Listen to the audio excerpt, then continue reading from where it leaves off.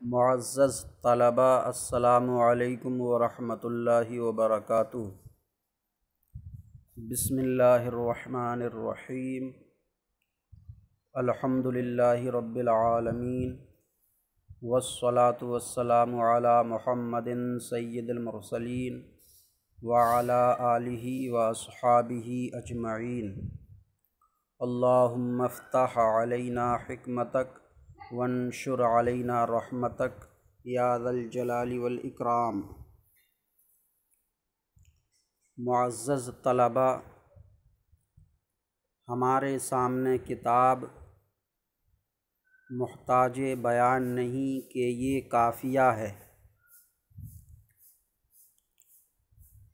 یہ کتاب کافیہ فن نحو کی مشہور ترین کتاب ہے۔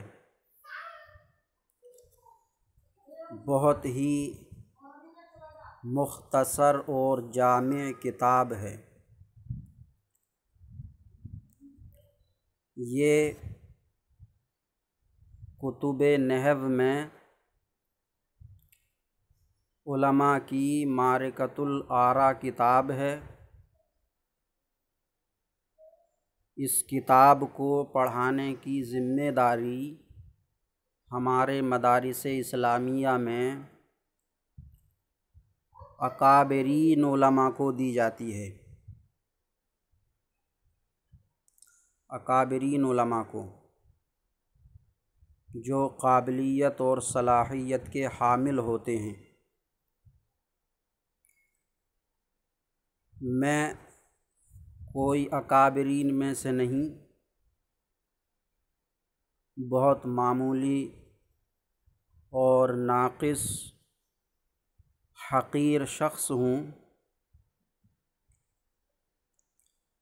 میری اوقات اور حیثیت نہیں کہ میں اس کتاب کو پڑھا سکوں، لیکن اپنے آقا و مولا حضور محمد مصطفیٰ صلی اللہ تعالیٰ علیہ وسلم کے فرمان بلغوا عنی ولو آیہ کا مصداق بننے کے لیے اس کتاب سے جتنا کچھ مجھے یاد ہے وہ میں سامعین تک پہنچانے کی کوشش کروں گا۔ تو معزز طلباء، یہ نحو میں مختصر ہے لیکن بہت جامع کتاب ہے۔ اس کی جامعیت اور افادیت کو علماء نے بئیں الفاظ بیان کیا ہے۔ کافیہ کافیست باقی درد سر، کافیہ کافیست باقی درد سر۔ کافیہ نحو کے مسائل میں کافی ہے، باقی کتب نحو درد سر ہیں۔ باقی کتب نحو جیسے نحو میر ہو گئی، ہدایت النحو ہو گئی، اور اس کے علاوہ تو کافیہ نحو کے مسائل میں کافی ہے، باقی درد سر ہے۔ یعنی نحو کے تمام مسائل کافیہ سے ہی حاصل ہوتے ہیں، باقی نحو کی کتابوں کو پڑھنا سر میں درد کرنا ہے، یعنی وہ تمام نہیں ہیں۔ وہ کتابیں نحو کے مسائل کو نحو کے مسائل کی افادیت اور اس کے مقاصد کو جاننے میں کامل نہیں ہیں۔ جب تک کافیہ کو نہ پڑھا جائے تب تک نحو کے مسائل مکمل طور پر یاد نہیں ہو پاتے، تو باقی کتابوں کو پڑھنا، یاد کرنا وہ تام نہیں ہے، کیونکہ ان کو پڑھنے کے بعد پھر بھی ایک ایسی کتاب کی ضرورت پڑتی ہے جس میں تمام نحو کے مسائل بیان کیے گئے ہوں، اور وہ کافیہ ہے۔ تو اس لیے کہا کہ کافیہ کافی است باقی درد سر، کافیہ کافی ہے، باقی درد سر ہیں۔ اب یہ مطلب نہیں کہ باقی کتابوں کو پڑھنا بالکل بیکار ہے، وہ کافیہ کو جاننے اور سمجھنے کے لیے بنیادی کتابیں ہیں، تو ان کی ضرورت بھی ہے کافیہ کو جاننے اور سمجھنے کے لیے، لیکن نحو کے تمام مسائل ان سے نہیں آئیں گے، نحو کے تمام مسائل ان کتابوں سے یاد نہیں ہو پائیں گے، ضرورت پھر بھی کافیہ کی پڑے گی، تو اس لیے علماء نے کہا کہ کافیہ کافی است باقی درد سر۔ تو اگر کوئی نحو میں صرف کافیہ سمجھ کر پڑھ لے تو یہ نحو کے مسائل میں کافی ہے۔ یہ کتاب بہت ہی مقبول کتاب ہے، ہمارے علماء کے درمیان بہت ہی مقبول کتاب ہے۔ یہ تقریباً تمام مدارس اسلامیہ میں داخل نصاب ہے، تمام مدارس اسلامیہ میں داخل نصاب ہے، پڑھائی جاتی ہے۔ اس کتاب کی مقبولیت اس بات سے سمجھ میں آتی ہے کہ قرآن اور حدیث کے بعد جتنی شرحیں کتاب کافیہ کی لکھی گئیں اتنی شرحیں کسی بھی کتاب کی نہیں لکھی گئیں۔ عربی میں، فارسی میں، اردو میں، ترکی میں، مختلف زبانوں میں اس کتاب کی مختلف شرحیں لکھی گئی ہیں۔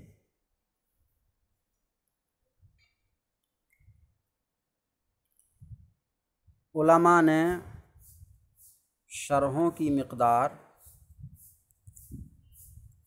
56 بتائی ہے، 56 کہ اس کتاب کی شرحیں مختلف زبان میں 56 لکھی جا چکی ہیں، اور اتنا ہی نہیں بلکہ اولیاء کرام نے اس کی شرح تصوف میں بھی فرما دیں۔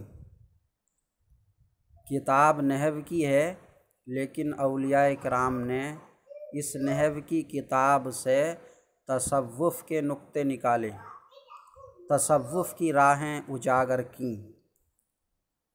یہ اس کتاب کا کمال ہے اور مقبولیت ہے کہ اولیاء کرام جیسی مقدس جماعت نے بھی اس کتاب کی شرحیں لکھی ہیں۔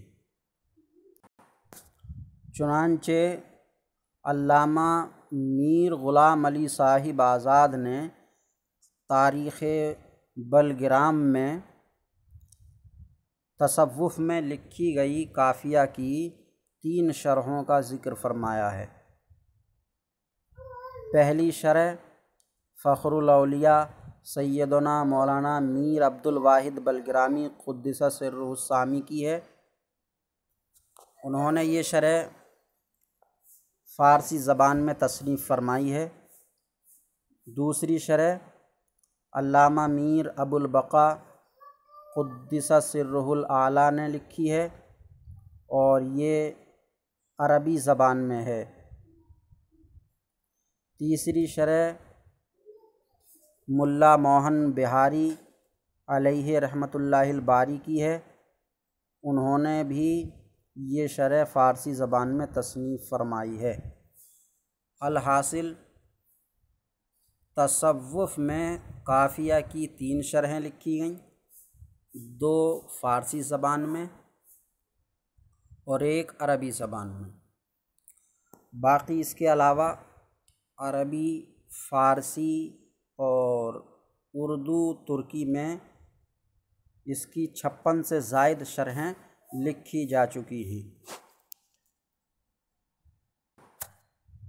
یہ مقبولیت کتاب قافیہ کو غالباً اللہ رب العزت نے مصنف قافیہ کے اخلاص پرکمال کی وجہ سے عطا فرمائی کہ مصنف قافیہ نے کتاب قافیہ کو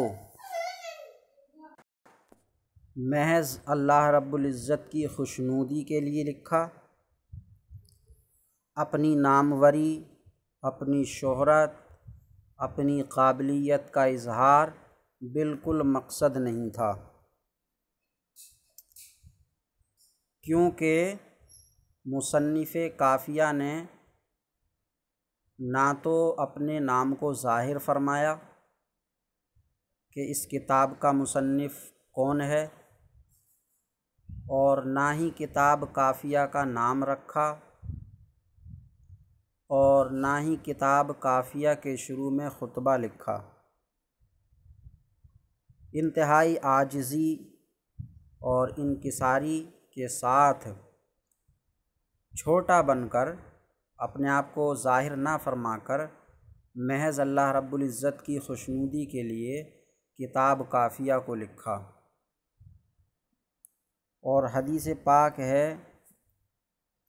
کہ من تواضع للہ رفعہ اللہ، جو اللہ کے لیے چھوٹا بنتا ہے، عاجزی اختیار کرتا ہے، تو اللہ اس کو بلند فرما دیتا ہے۔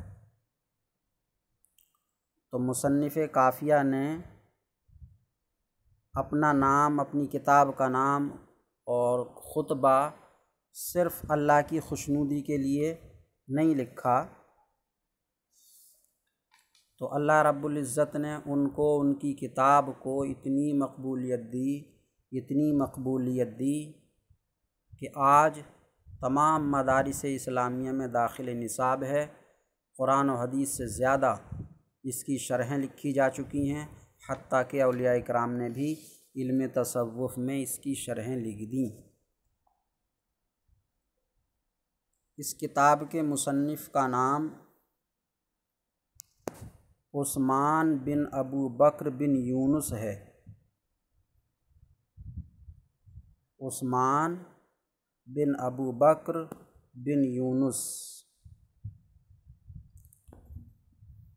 اور کنیت ابو عمرو اور لقب جمال الدین۔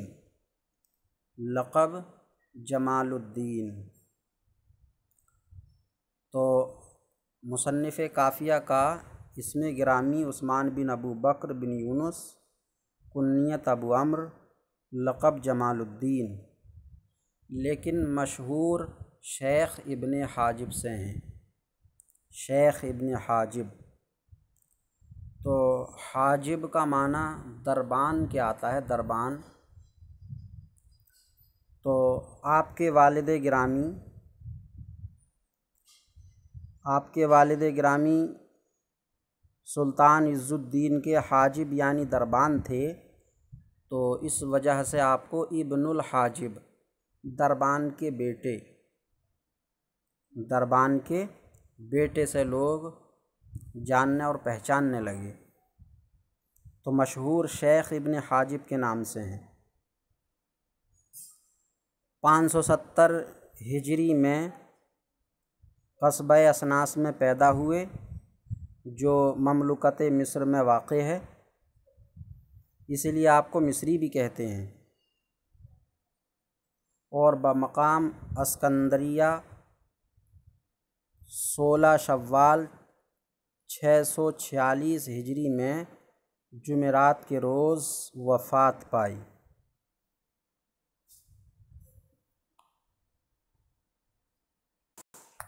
آپ کی ابتدائی تعلیم قاہرہ میں ہوئی۔ قاہرہ میں آپ نے قرآن کریم حفظ کیا اور امام شاطبی علیہ الرحمہ سے فن قرات حاصل کی اور امام ابو الجود علیہ الرحمہ سے قرات سبع کی تحصیل فرمائی۔ اس کے بعد امام ابن البنا کی شاگردی اختیار کر کے مدت دراز تک ان کی خدمت میں علم حاصل کرتے رہے، یہاں تک کہ اصول اور عربیت میں کامل ہو گئے، مکمل عالم بن گئے۔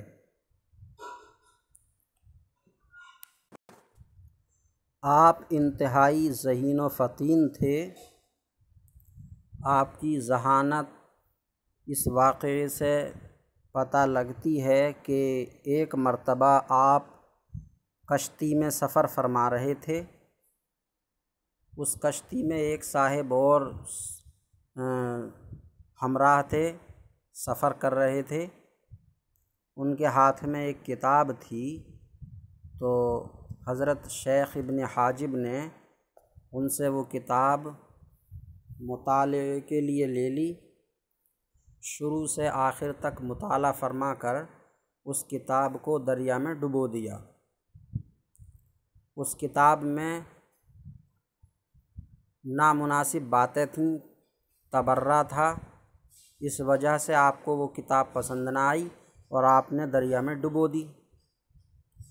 تو اس کتاب کے مالک نے کہا کہ آپ نے میری برسوں کی محنت کو خاک میں ملا دیا، میں برسوں سے محنت کر کر کے اس کتاب کو لکھ رہا تھا اور آپ نے اس کو پانی میں ڈبو دیا۔ آپ نے مطالعے کے لیے لی تھی، آپ کو یہ حق تو نہیں تھا کہ آپ اس کو پانی میں ڈبو دیں۔ تو چنانچہ اس نے بادشاہ وقت کے یہاں آپ کی شکایت کی، تو بادشاہ وقت نے آپ کو طلب کیا، آپ پہنچے تو آپ نے فرمایا کہ ان کو کتاب ہی تو چاہیے، تو میں ان کو شروع سے آخر تک حرف بحرف کتاب لکھوائے دیتا ہوں۔ تو چنانچہ آپ نے جیسا کہ اس کی کتاب تھی شروع سے آخر تک حرف بحرف اسی طریقے پر لکھوا دی۔ ایک مرتبہ مطالعہ کرنے کے بعد یہ حیرت انگیز آپ کا قوت حافظہ تھا۔ اس کتاب کا نام کافیہ، یہ اصلی نام نہیں ہے، جیسا کہ میں نے ابھی بتایا کہ شیخ ابن حاجب نے اس کتاب کا نام کچھ رکھا ہی نہیں، بلکہ بغیر نام کے یوں ہی چھوڑ گئے۔ بعد کے علماء نے جب اس کو پڑھایا، دیکھا کہ یہ علم نحو میں جامع اور کافی کتاب ہے، کفایت کرنے والی ہے، تو اس کتاب کو کافیہ نام دے دیا۔ کافیہ یعنی رسالۃ کافیۃ فی علم النحو، علم نحو میں کافی رسالہ۔ تو اس کی جامعیت اور کفایت کو دیکھتے ہوئے بعد کے علماء نے اس کتاب کو کافیہ نام دے دیا۔ شیخ ابن حاجب نے اس کتاب کا کوئی بھی نام نہیں رکھا۔ تو اب کیونکہ کافیہ یہ کفا یکفی سے اسم فاعل ہے، اب یہ ایک کتاب کا عالم ہو گیا، اپنے معنی لغوی میں نہیں رہا، اپنے معنی لغوی میں نہیں رہا، تو اس پر تا یہ نقل کے لیے ہوئی،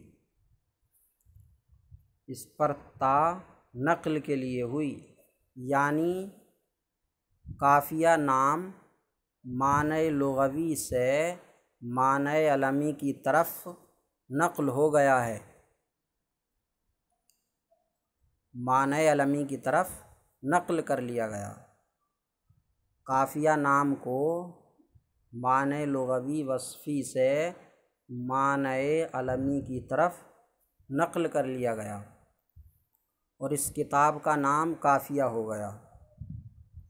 تو اس پر تا یہ نقل کے لیے ہے۔ تا چند معنی کے لیے آتی ہے، کبھی تا وحدت کے لیے آتی ہے، وحدت کے لیے، جیسے الکلمۃ لفظ میں،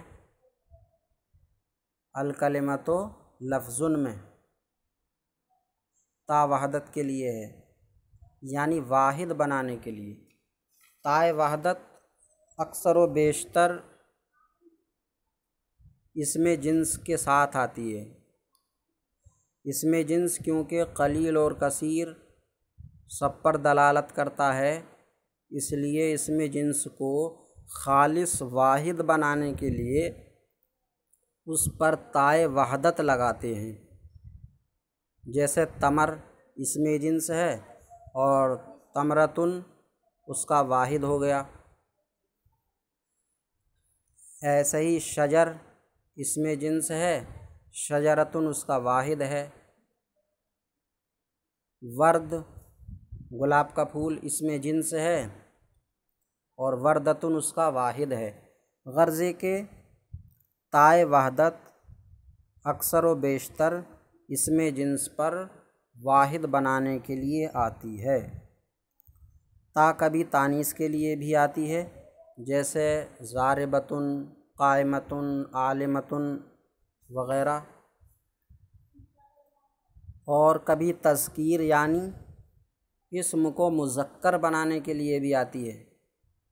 بالکل الٹا جو ذہنوں میں بسا ہوا ہے کہ تا تانیث کے لیے آتی ہے، ایسا نہیں ہے، بلکہ کبھی کبھی تا اسم کو مذکر بنانے کے لیے آتی ہے، یعنی اسم بغیر تا کے مؤنث تھا، اس پر تا لگا کے اس کو مذکر بنایا جاتا ہے۔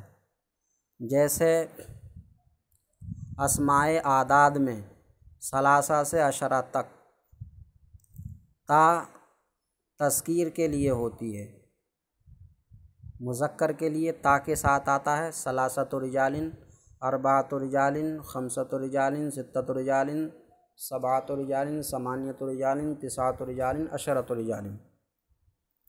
تو ان تمام میں تا تانیث کے لیے نہیں بلکہ تذکیر کے لیے ہے، مذکر بنانے کے لیے، کیونکہ بغیر تا کے ثلاث یا اربع، خمس، ست، سبع اور ثمانی، تسع، عشر یہ مؤنث کے لیے آتا ہے۔ تو بغیر تا کے یہ تمام اعداد مؤنث ہیں اور تا لگ جاتا ہے تو یہ مذکر بن جاتے ہیں۔ اور کبھی تا عوض کے لیے آتی ہے، عوض یعنی کوئی حرف گر گیا ہے، کسی لفظ سے کوئی حرف گر گیا ہے تو اس گرے ہوئے حرف کے بدلے میں آخر میں تا لگا دیتے ہیں، جیسے عدتن، زینتن، ساعتن وغیرہ میں، کہ ان کے شروع سے واو گر گیا ہے۔ عدتن اصل میں ویدن تھا، اور زینتن اصل میں وزنن، اور ساعتن اصل میں وسعن، تو ان کے شروع سے واو کو گرا دیا گیا اور آخر میں تا دے دی گئی اسی واو کے عوض بدلے میں، تو یہ عدتن، زینتن، ساعت کا تا تائے عوض ہے۔ اور کبھی تا اسم کو مصدر بنانے کے لیے آتا ہے، اس کو تائے مصدریہ کہتے ہیں۔ یہ جو اسم جامد ہوتے ہیں ان میں لگایا جاتا ہے، جیسے رجل، مرد۔ اب مرد ہونا یہ معنی ادا کرنا منظور ہو، جیسے امام ہونے کے لیے مرد ہونا شرط ہے، امام ہونے کے لیے مرد ہونا شرط ہے، تو اب اس مرد ہونا کو عربی میں کس طرح ادا کریں گے؟ اگر اس طریقے کا جملہ عربی میں آنے لگے کہ امام ہونے کے لیے مرد ہونا شرط ہے، تو اس مرد ہونا کو کس طرح ادا کیا جائے گا؟ تو رجل میں یا اور تا مصدریہ لگائیں گے، رجولیت، رجولیت، تو رجولیت یا اسم ہونا، اسم ہونا، اسم ہونا کلمے کے مستقل ہونے کی پہچان ہے، اسم ہونا کلمے کے مستقل ہونے کی پہچان ہے۔ تو اسم ہونا کو کس طرح ادا کیا جائے گا؟ اسمیت، اسمیت، تو یہ اردو میں بہت بولا جاتا ہے، رجولیت، اسمیت یا حرفیت۔ تو یہ تا مصدریہ ہے، مصدر بنانے کے لیے ہے، اور تا کبھی مبالغے کے لیے آتی ہے، معنی اصلی میں زیادتی کے لیے، جیسے علامہ، فہامہ، بہت علم والا، بہت سمجھ والا۔ تو یہ علامہ اور فہامہ میں تا مبالغہ یعنی زیادتی کے لیے ہے،